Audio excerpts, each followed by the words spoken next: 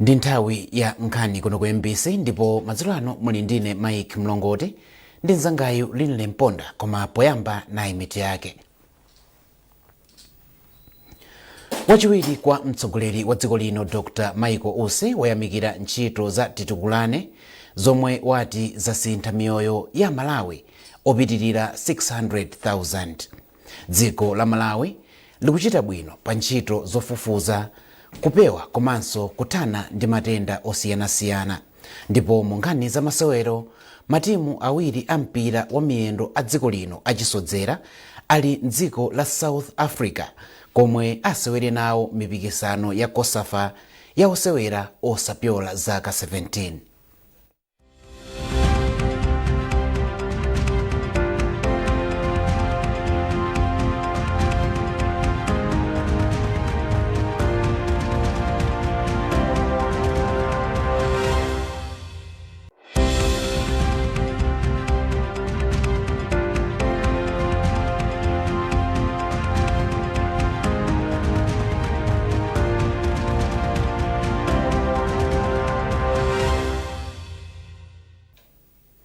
Takulandirani, tiyambe nkhani zathu ndi nkhani yokuti wachiwiri kwa mtsogoleri wa dziko lino Dr. Michael Usi wayamikira ntchito za Titukulane zomwe akuti zasintha miyoyo ya Malawi opitirira 600,000. Dr. Usi walankhula izi pamwambo otsekera ntchitoyi omwe unachitikira mu mzinda wa Lilongwe. Tili ndi zambiri mu ripoti la Olive Phiri. Polankhula pamwambo otseka ntchito ya Titukulane yomwe inali ya zaka zisanu, wachiwiri kwa mtsogoleri wa dziko lino Dr. Michael Usi anati ntchitoyi yathandizira pa ndondomeko yothandizira dziko kukhala lopirira ku mavuto akudza kamba ka kusintha kwa nyengo komanso kusintha miyoyo ya Malawi kudzera mu ulimi, malonda, kutukula luso la achinyamata komanso kadyedwe koyenera. Usi anati ntchitoyi yaonetsa kuti ndi zotheka dziko kukhala lopirira ku mavuto akudza kamba ka kusintha kwa nyengo komanso lingathe kutukuka ngati anthu akuchilimika kuyika zipangizo zawo pa ntchito zothandizira dziko kukhala lopirira. Malinga ndi Usi, thandizo lomwe dziko limalandira kuchokera kwa abwenzi ake lingathe kubweretsa kusintha koyenera ngakhale likukumana ndi mavuto osiyanasiyana za kusintha kwa nyengo. Dr. Usi anatsindika kuti kulinganiza ntchito ya Titukulane ndi masomphenya a dziko a Malawi 2063 kudzathandiza kuti zotsatira zake zikhale mpaka kale. M'mawu ake, mkulu wa bungwe la Care Malawi mdziko muno Pamela Kuwali ayamikira bungwe la USAID kamba ka thandizo la ndalama lomwe anakhazikitsira ntchitoyi. Akuwali ati iwo pamodzi ndi mabungwe omwe akhala kugwira nawo ntchito apitiriza kugwira ntchito pofuna kuthandiza Amalawi omwe akuvutika. Pali zambiri zimene tachita ndi anthu amenewa. Choyambirira taphunzitsa anthu amenewa kuti kodi ngozi zokugwa mwazizizi zitachitika angapange bwanji kuti iwo asakhuzidwe kwambiri. Mwachitsanzo, magulu amene timagwira nawo ntchito nthawi ya cyclone ija sanali okhuzidwa ngati magulu ena chifukwa choti iwowa tinali apasa kuthekera, tinathandiza kuti azale mitengo komanso akumbe maenje kuti kukabwera madzi ambiri asaononge zinthu zawo. Mmodzi mwa akuluakulu a bungwe la USAID Alexis Jones anati thandizo la ndalama lomwe anapereka mdziko muno layenda bwino. Ntchitoyi anayikhazikitsa m'maboma Mangochi ndi Zomba pofuna kuonetsetsa kuti mabanja osowa akukhala ndi chakudya chokwanira. Ntchitoyi inalandira thandizo la ndalama zokwanira $75 million kuchokera ku USAID. Olive Phiri, MBC, Lilongwe. Dziko la Malawi lakumbukira tsiku la zinyalala za zinthu zogwiritsa ntchito magetsi International E-Waste Day pokhazikitsa ndondomeko ya momwe dziko lino lidzisamalira zinyalalazi National E-Waste Management Policy. Poyankhula pamwambo okhazikitsa ndondomekoyi omwe unachitika mu mzinda wa Lilongwe, wachiwiri kwa mtsogoleri wa dziko lino Dr. Michael Bizwik Usi watsindika kufunika kuchitapo kanthu pakasamalidwe ka zinyalalazi. Mtolankhani wathu McDonald Chiwayula anali nawo pamwambowu ndipo wadza ndi zambiri. Pofuna kuthana ndi zinyalala zochokera ku zinthu zomwe zimagwiritsa ntchito magetsi, dziko la Malawi lakhazikitsa ndondomeko ya mmene ngati dziko lidzisamalira zinyalalazi kuti zisachuluke mdziko muno National E-Waste Management Policy. ndondomekoyi ayikhazikitsa pa tsiku lokumbukira kusamalira kwa zinyalala za zinthu zogwiritsa ntchito magetsi lomwe pa dziko lonse limakumbukiridwa pa 14 Oktoba, koma kuno ku Malawi takumbukira tsikuli pa 3 Disemba kamba kuti ndi tsiku lomwe ngati dziko limakhazikitsanso ndondomekoyi. Ndondomekoyi ikufuna kuthana ndi vuto lomwe likukulirakulira pa dziko lonse la kuchuluka kwa zinyalala za zinthu zogwiritsa ntchito magetsi. Polankhula pa mwambowu wachiwiri kwa mtsogoleri wa dziko lino Dr. Michael Bizwiki Usi anati mwambowu songodziwitsa anthu zokhudza zinyalala koma kuchitapo kanthu pofuna kuteteza mibado ya mtsogolo kuti chilengedwe chisawonongeke ndi zinyalalazi. Dr. Usi anati polingalira za zinyalalazi si nkhani ya chilengedwe chabe komanso ni nkhani yokhudza thanzi komanso zachuma, kamba kuti ngati zinyalala za zinthu zogwiritsa ntchito magetsi sizingasamalidwe bwino zimayambitsa matenda osiyanasiyana komanso zikagwera m'madzi, madziwo amawonongeka. Dr. Usi anatsindika kufunika kokonzanso zinthu za magetsi kapena kuzigwiritsa ntchito munjira zina pamene ntchito yake yatha pofuna kuchepetsa kuchuluka kwa zinyalala za zinthu zogwiritsa ntchito magetsi kuti zisachuluke mchilengedwe. Usanayambe mwambowu, Dr. Usi anayendera ndi kumva mmene mabungwe osiyanasiyana akuchitira pofuna kuthana ndi zinyalalazi. McDonald Chiwayula, MBC Lilongwe. Dziko la Malawi akuti likuchita bwino pa ntchito zofufuza, kupewa komanso kuthana ndi matenda osiyanasiyana. Mmodzi mwa akuluakulu omwe akutsogolera ntchito ya bungwe la zaumoyo pa dziko lonse la WHO yochita kafukufuku pa nkhani zaumoyo m'mayiko, Aisa Makumbi wanena izi ku Lilongwe pa msonkhano wa kafukufukuyo. Tili ndi zambiri mu ripoti la Lonjezo Sodoka. Msonkhanowu ndi wa bungwe la zaumoyo la pa dziko lapansi owunika momwe ntchito zaumoyo zikuyendera m'mayiko. Pakutha pa msonkhanowu, adindo ochita kafukufukuwa afotokoza zotsatira za kafukufukuyu opereka chithunzithunzi cha ntchito zaumoyo za mdziko muno. Yemwe akutsogolera gululi yemwe kwawo ndi ku Ghana, Aisa Makumbi ati dziko la Malawi likuchita bwino mu zambiri. Poyankhula pa msonkhanowu, wachiwiri kwa nduna ya zaumoyo Halima Daudi ati akukhulupirira kuti zotsatira za kafukufukuyu zithandizira kupititsa patsogolo ntchito zaumoyo komanso kupeza thandizo mu ntchitozi mosavuta. Mene abwera zinzathumu ndi akuzaona kuti kodi ifeyo ngati dziko tana kuti tichita bwino. Iwonso awona mena kukonzera kuti tikuchitadi bwino, ndati tikuchita bwino ma areas ati ndi ati. Pofunika so tichite bwino ni ma areas ati ndi ati.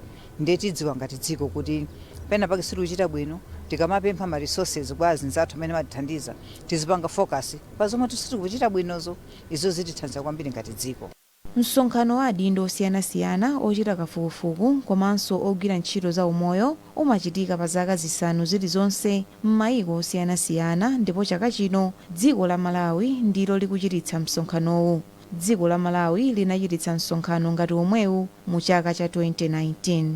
Lonjezo Sodoka, MBC Lilongwe. Bungwe la ACB lati liunikanso lamulo lomwe bungweli limagwiritsa ntchito pofufuza chuma cha wanthu omwe amagwira ntchito m'boma kuti lamuloli lidzigwira ntchito kwa mzika iliyonse mdziko muno. Wogwirizira udindo wamkulu wa bungweli Hilary Chilomba wanena izi pa msonkhano wa olemba nkhani omwe mwazina umaunikira za mwambo okumbukira zolimbana ndi katangale omwe ukhalepo pa 9 Disemba. Malingana ndi Achilomba, gawo 32 la malamulo a ntchitoyi limati ogwira ntchito mboma okha ndiwo adziulula kuchuluka kwa chuma chawo. Achilomba ati gawoli likuchititsa kuti anthu ena adzilembetsa chuma chawo pogwiritsa ntchito mayina a abale awo, zomwe akuti zikukolezera mchitidwe wakatangale mdziko muno. Achilomba aunikiranso zina mwa zomwe bungweli lachita pa ntchito yolimbana ndi katangale mdziko muno. Manena kuti pa 9 December tikati tsiku lokumbukira International Corruption Day, tsiku likachitika kusalima. Komanso sanachitike tapangapo zinthu zingapo zomwe tifa kuti mwina tichite. Komasana pange chonchi kwambiri timapanga zinthu zindiri na media. Chifanana kuti abweza athu achali kuti kana pasi limodzi tichite zofunika kuti siku sanafike tipange zinthu zingapo. Maicho ndi chimodzi kuti khala pasi ngatapanga apa tinenepo kuti kodi chikuchitika kuchani. Lifestyle audit yomwe tinapanga sife tokha koma yopanga ndi anzathu ena omwe togwira ntchito limodzi inadusa inafika ku cabinet pakuti yambe kugwira ntchito muna kuti ya lamulo lanu section 32 taionani chifukwa section 32 ikunena ifo kugwira ntchito mboma kuti yo kwakugwira ntchito mboma chuma chakocho katundu wapezayo uzita kumfotokoza kuti wampeza bwanji koma si kunena bazika si kunena kwa anthu kugwira ntchito makampani okuti saboma chifukwa chomwe ichi akunena kuti ya imene lamulo lisinthe chifukwa kukondera likhale lamulo lokuti wina aliyense zika kumwana uzita kunena kapena ndi mbusa kapena ndi mkulu wa mpingo kapena ni ndani ndi rasta ate kunena kuti aine chuma changachi ndachipeza pachonchi lifestyle audit kutani kukamba chonchi. Wachiwiri kwa mkulu wa banki yayikulu mdziko muno ya Reserve a McDonald Mafuta Mwale watsindika zakufunika kwa mabanki ndi kampani zina zomwe zimagwira ntchito zachuma kuchilimika pa nkhani zosamalira chilengedwe pomwe akugwira ntchito. Amafuta Mwale anati ziganizo zomwe kampani zachuma zingapange pa nkhani zosamalira chilengedwe zingathe kukopa alendo okhazikitsa ntchito zawo mdziko muno potsata njira zomwe zili zoteteza chilengedwe. Iwo alankhula izi pamwambo okhazikitsa ripoti la kafukufuku wa ndondomeko zomwe mabanki ndi mabungwe oona zachuma angatsate pofuna kutengapo gawo pa nkhani zosamalira chilengedwe. Ngati financial sector sitinali woti tikupanga bwino kwambiri chifukwa choti zimene timapanga monga ngati tikamabwereketsa ndalama sitimaganizira kwambiri in terms of kuti ziwononga bwanji chilengedwe, koma panopa tagwirizana kunena kuti tiyambe kumaganizira kuti ntchito zathu zonsezo zikhale zoti zikuthandiza nkhani zakuteteza zakusunga chilengedwe cha dziko. Nkhanizi zikuchokera kuno ku MBC. Bwanji tikumbutsane mitu yake. Wachiwiri kwa mtsogoleri wa dziko lino Dr. Michael Usi wayamikira ntchito za titukulane zomwe wati zasintha miyoyo ya Malawi ambiri opitirira 600,000. Dziko la Malawi likuchita bwino pa ntchito zofufuza kupewa komanso kuthana ndi matenda osiyanasiyana. Ndipo mu nkhani za masewero matimu awiri ampira wa miyendo a dziko lino achisodzera ali mdziko la South Africa komwe asewere nawo mipikisano yakusafa ya osewera osapyola zaka 17.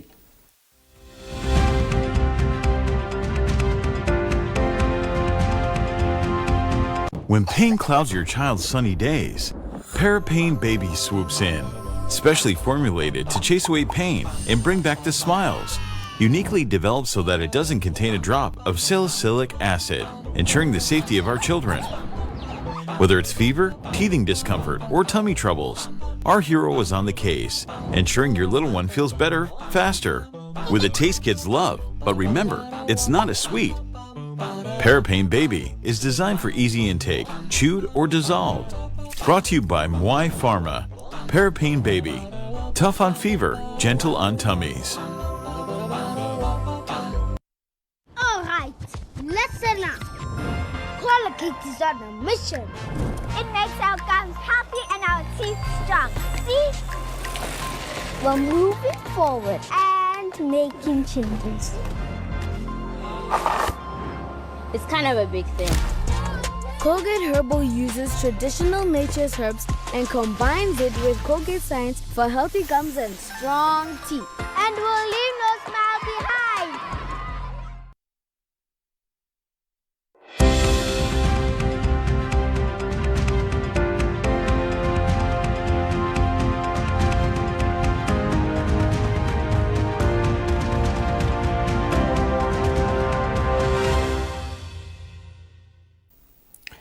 Takulandiraninso ku nkhani zathu.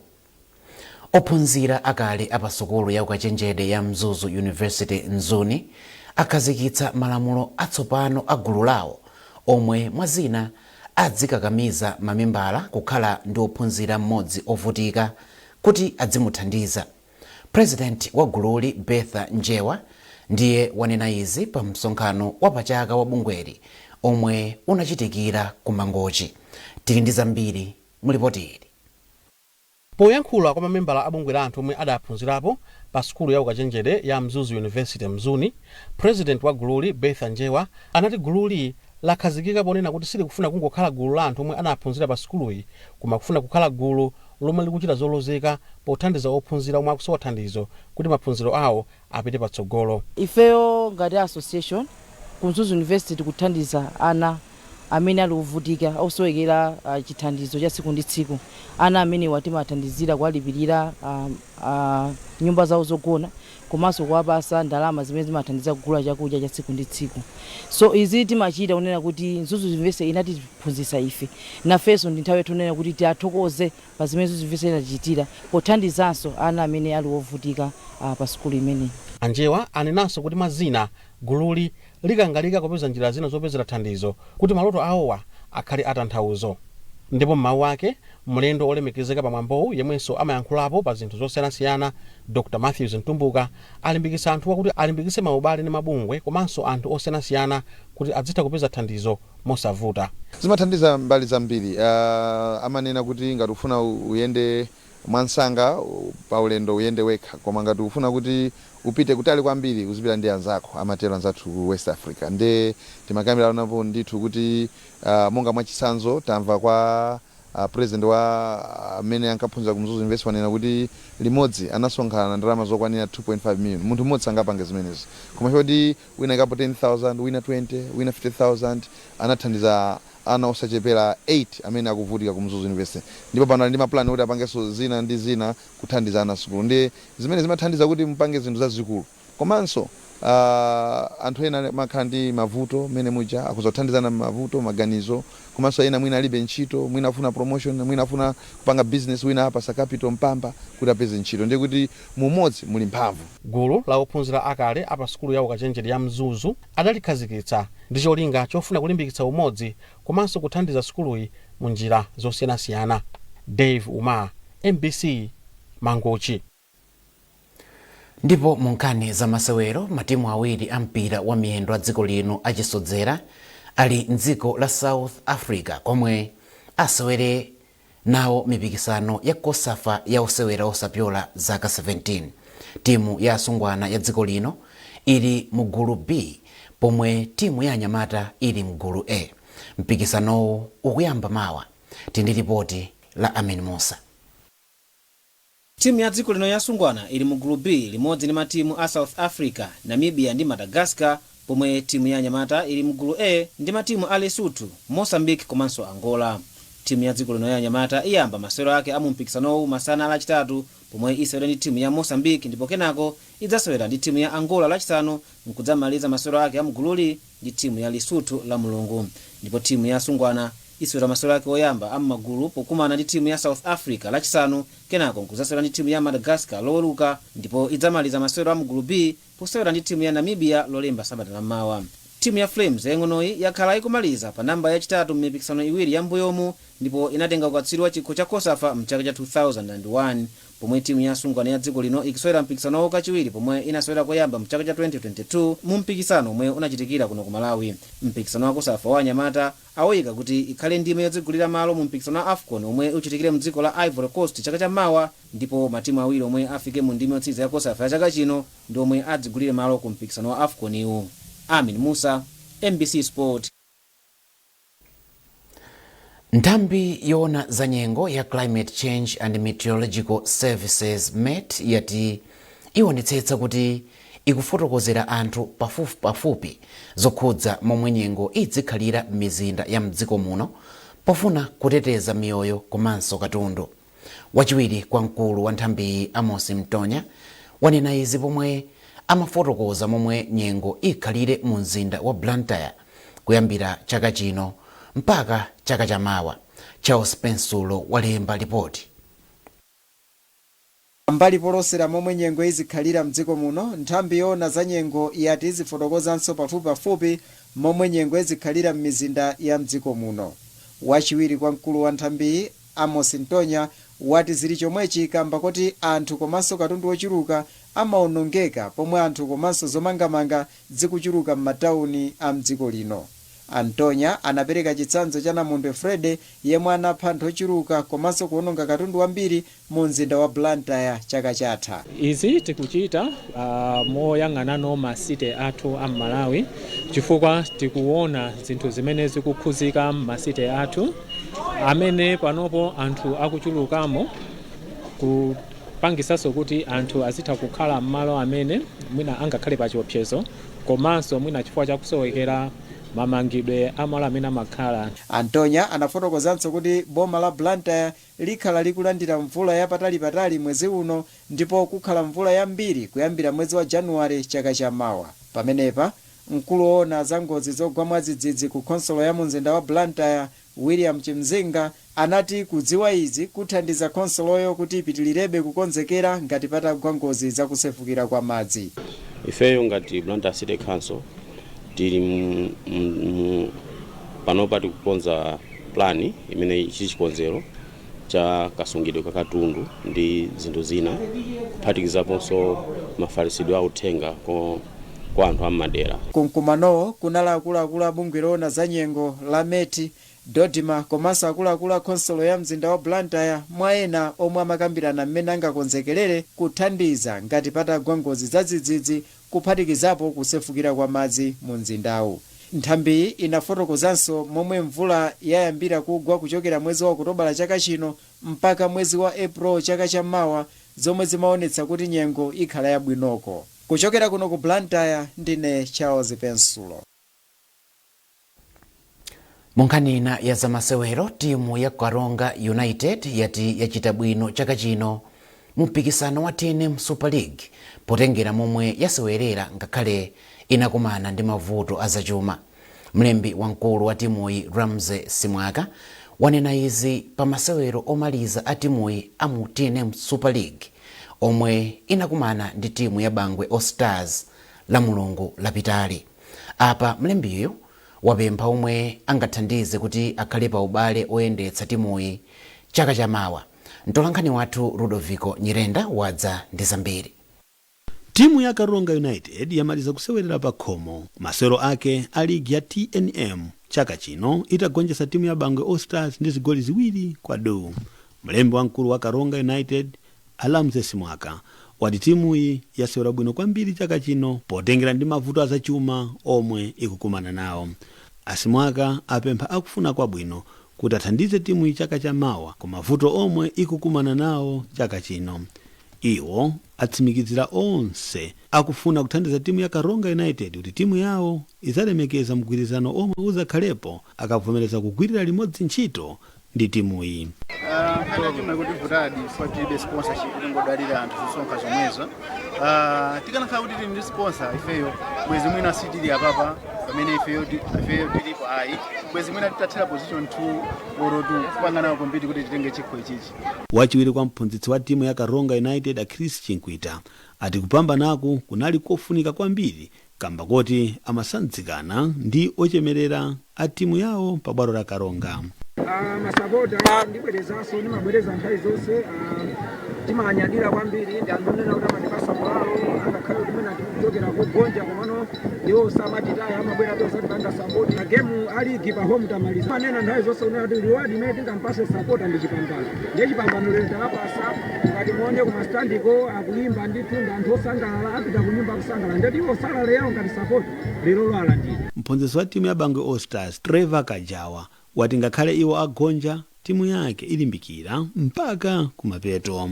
Kufanena kuti ifeyo panopo tikufanena kuti inde tisiti pa relegation kufanena kuti mwina tiyangane game maliza kitizane bwino kuti pamwera. Timu ya Karonga United ili pa namba 6 pa mndandanda wa matimu mu TNM Super League pomwe yasewera masewero 28 mu mpikisanowu ndipo ikhala ndi masewero ake omaliza ndi timu ya Fomo omwe akasewerere ku Mulanje loweruka sabata ino. Ludovico Nyirenda, MBC Karonga. Ndipo pomaliza nkhanizi nayinso mitu yake. wachiwiri kwa mtsogoleri wa dziko lino Dr. Michael Usi wayamikira ntchito za titukulane zomwe wati zasintha miyoyo ya Malawi opitirira 600,000. dziko la Malawi likuchita bwino pa ntchito zofufuza, kupewa komanso kuthana ndi matenda osiyanasiyana. Ndipo mu nkhani za masewero, matimu awiri a mpira wa miyendo a dziko lino achisodzera ali mdziko la South Africa komwe asewere nawo mipikisano ya Kosafa ya osewera osapyola zaka 17.